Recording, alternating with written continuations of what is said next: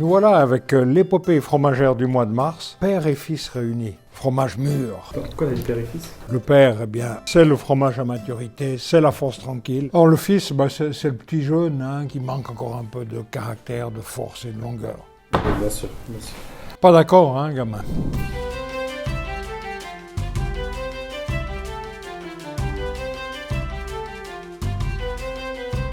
Vous pouvez aussi remarquer que j'ai changé de cadre, nouvel endroit pour réaliser nos films. Pourquoi? Parce que c'est bien sympathique la cave, mais 93% d'humidité, 12 degrés de température, je me les caille souvent, et il faut chaque fois une veste et tout ça. Là, je suis quand même plus tranquille. Alors ça, c'est le premier jet, on est vraiment en train de préparer un joli studio pour faire nos films, mais là, on a déjà le mur derrière, on a déjà quelques aspects de ce que sera le final de ce studio pour tourner nos films. Venons-en au fromage. Premier fromage, c'est l'atome des Mayens. Donc l'atome des Mayens, c'est une histoire dans le Valais, cette belle histoire où chaque année les vaches partent de la plaine du Rhône pour aller dans la montagne pour fabriquer du fromage. Ils s'arrêtent à mi-hauteur, ils s'arrêtent ce qu'on appelle dans les Mayens. Il n'y a pas de rassemblement de troupeaux. Donc chaque propriétaire a peut-être 3, 4, 5, 10 vaches. Résultat, il n'arrive pas à faire un fromage à raclette parce qu'il n'y a pas assez de lait. Alors il a fait une petite tome qui fait 1 kilo. Cette tome, elle n'est pas du tout chauffée, c'est le lait traite à 32 degrés, donc moins de mécanique pour le faire, et puis il n'est pas mis sous presse, et de ce fait-là, il s'affine beaucoup plus rapidement. Alors, ça c'est l'histoire. Aujourd'hui, cette méthode de fabrication a été reprise dans toutes les laiteries du Valais, et il est fabriqué tout au long de l'année. Alors, lorsque vous allez déguster cette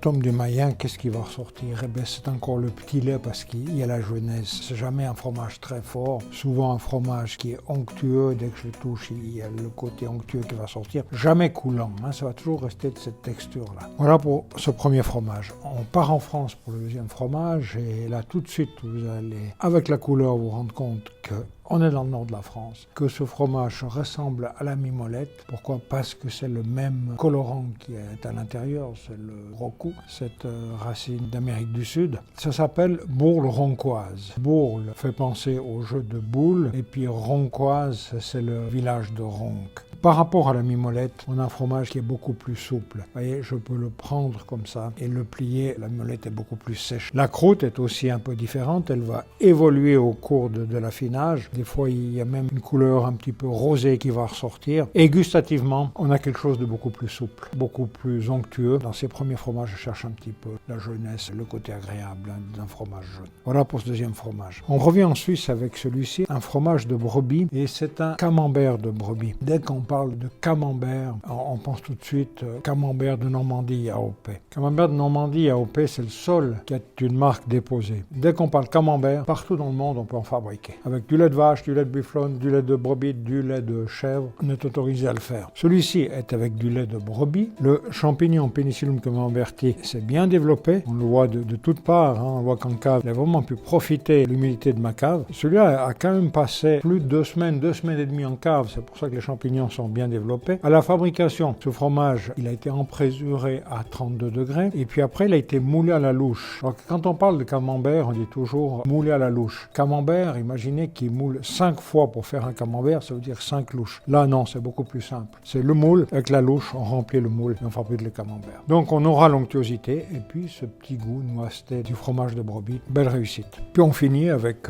un fromage d'alpage du Valais, l'alpage de Chanceau, qui a été fabriqué en septembre 2022. Donc, il arrive à 18-20 mois. Le résultat de cet affinage, c'est que ce fromage, il est déjà beaucoup plus dur, mais il a été fabriqué pour vieillir. Ça veut dire qu'à la fabrication, on a fait un grain beaucoup plus serré, on a brassé plus, puis il a été chauffé beaucoup plus qu'un fromage à raclette. On a essayé d'extraire plus de petit lait pour pouvoir le vieillir. Puis deuxième particularité, c'est que ce fromage, il est resté à l'alpage pendant tout l'hiver. Qu'est-ce qui se passe dans une cave d'alpage? La température va diminuer pour approcher le 0 degré. Avec ça, l'affinage est beaucoup plus lent. Et quand on déguste ce fromage qui a passé les 20 mois, eh bien on verrait que c'est pas un fromage très fort en goût, parce que cet affinage a été tellement lent, même si à partir de mai 2023, ils sont rentrés dans mes caves à 12 degrés et 93 d'humidité, Et ils ont poursuivi l'affinage, ont été nettoyés et tout ça. Alors que quand ils étaient à l'alpage en cave, ils ont passé l'hiver, ils ont ce qu'on appelle hiverné, comme une marmotte. Personne s'en occupait, personne n'a bougé pour suivre cette évolution tout à fait lente. Quand on voit cet ordre ici pour ces 4 fromages, c'est un peu dans l'ordre de dégustation. On y est vraiment du plus doux au plus fort, avec beaucoup de douceur avec la tome des Mayens, un petit peu plus de force, mais on reste quand même dans des fromages doux. Avec la bourle, le camembert de brebis, du fait qu'il soit affiné, on a encore un peu plus de force. Et puis là, bien sûr, on arrive dans les fromages forts, même si j'ai dit que l'affinage avait été très lent. C'est quand même un fromage qui a 20 mois, qui a du caractère, et on commence à voir les points blancs. Quand vous voyez un fromage avec des points blancs à l'intérieur, vous savez que c'est un fromage qui va rester, qui a du caractère, qui aura de la longueur en bouche. 4 fromages bien différents. Alors quand j'ai un plateau de fromage, avec des fromages qui n'ont pas la même ligne, en général, j'hésite pas. Je vais sur l'Aïda, parce que pour moi, c'est le vin qui s'accorde le mieux avec un plateau de fromage, parce qu'il s'accordera bien avec les chèvres. Il y a une acidité. Là, on est avec un païen de la cave de la Madeleine, millésime 2022. Là, la particularité de ce vin, c'est qu'on a à la fois l'acidité due au païen et à la fois du gras, de l'onctuosité. Donc, l'acidité va être très plaisant pour le brebis, et puis ce côté gras, il va être très plaisant pour les 2 premiers fromages, pour la tome des Mayens, la bourle roncoise. Donc, ça, c'est pour moi la solution idéale. Avec le dernier fromage, vous allez faire l'essai avec le vin, et vous aurez peut-être une surprise, parce que là, on a de l'onctuosité et de l'acidité, ici, on a de la force. Et c'est très intéressant de conjuguer les deux. Et puis, quand vous faites une dégustation, vin et fromage, dégustez le vin pour vous rendre compte un peu comment ce qu'il est,